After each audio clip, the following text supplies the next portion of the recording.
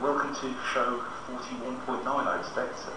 This is our first test into the realms of doing the show on a webcam as well as doing an audio version.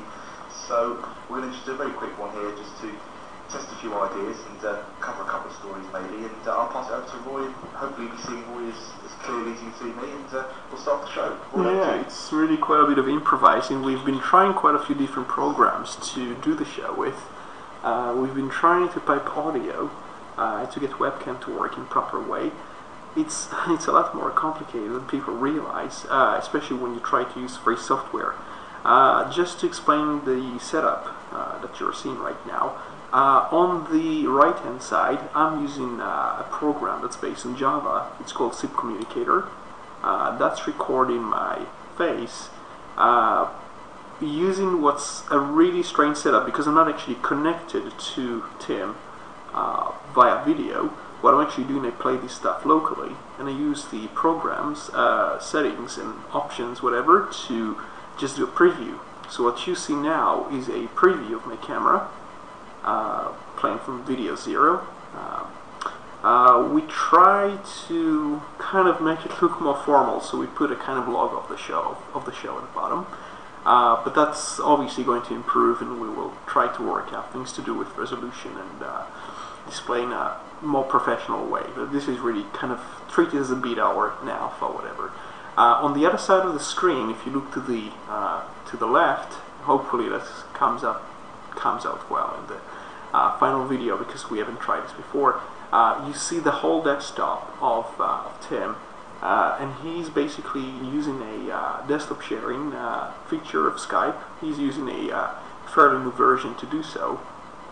Now we're not sure how to edit the audio and try to ensure it works well with video. But the plan is to first try to put both the video and audio in such a way so that they get captured and synchronized in a reasonable fashion. This is the, as you can see mostly Tim's desktop in real time, although you could see mine if I moved it around, but it's not going to scale too well. My desktop is about 4,000 pixels wide, and I could move it around and kind of show parts of my desktop, but it's a lot better if Tim is going to be the one driving the wheel and showing the web browsers as we speak about certain topics, for example. Okay, so yeah, I probably should let him say something. I've been rambling for a while without planning anything. So. Well, there's not really much more to add. It's a bit of a test show, this one. We're definitely going to be open to suggestions. Anybody that can suggest any package that would make our life easier. We've experimented with quite a few ideas, and this is quite a convoluted method of delivering video and audio to you via YouTube, whatever other service we decide to use or settle on. We've been having a look at different packages for video editing as well. What would be nice is to have a more professional presentation. So if you do have any suggestions, I've looked at Cinelera and Kden Live, I think it's called, and they're very good, but they're going to take a time to master and to work out all the features. Certainly the Kden Live and Cinelera, they've got control panels like a Boeing 747, and it's not something you can just dive into and create a masterpiece straight away. So hopefully we'll get some suggestions as to how to improve the show. It's a bit bizarre having the webcam in front of me recording, because all the little habits that I can do while I'm recording audio at me, I can't do now, and I've got to be very aware that people are watching me sit here as well as listen to me talk. So I apologise if I start drinking copious amounts of coffee or doing anything like that. So I don't know, Rob, should we mention a few bits of news? We could do. One worry that I have, and that's the reason they call it a beta. Sometimes I have some issues with the encoding of the video, so what's going to happen on occasions is that the audio will be cut off at some stage.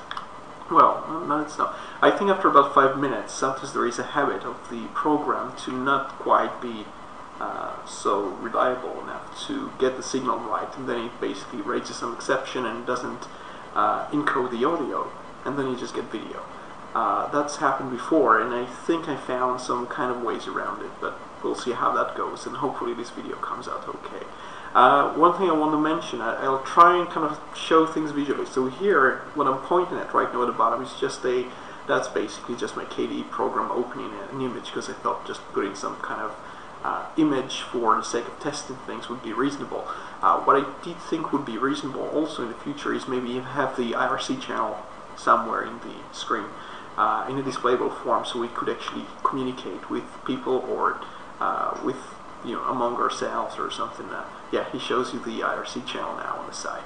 But it's kind of not zoomed in sufficiently for people to find it to be legible. Although, of course, we could change font sizes and whatever, and we could actually change focus based on what we're talking about.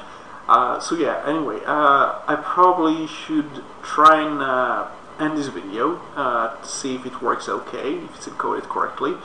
In the future, we hope to do things a bit more professionally. Obviously, we'll improve as time goes on, and if this video works okay and we publish it, fine. We hope people will be forgiven. I don't think any of us was expected to do videos, so none of us really prepared for the show. I don't think we're like well shaped or anything like that. And yeah, so anyway, thanks.